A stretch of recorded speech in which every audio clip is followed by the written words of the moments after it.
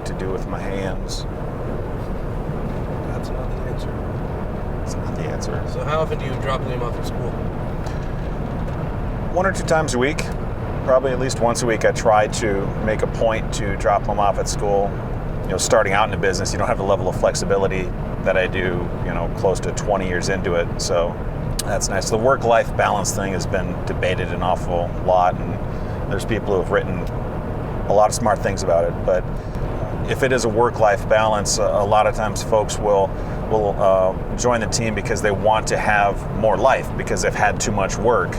And then before you know it, life starts to take over and the work isn't getting done. I remember probably a decade ago, I hired a guy who started with our team, and it's because his work-life balance was way out of whack. He wasn't able to see his kids play soccer or go to their Little League games or anything like that, and the flexibility that our position afforded him, he was able to go to the Little League game.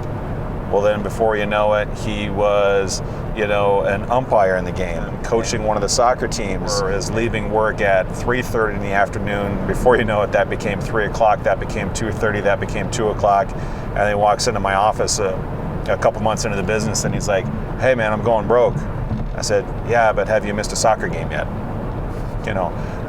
His work-life balance had swung the other direction and he had too much life and he needed to do some more work.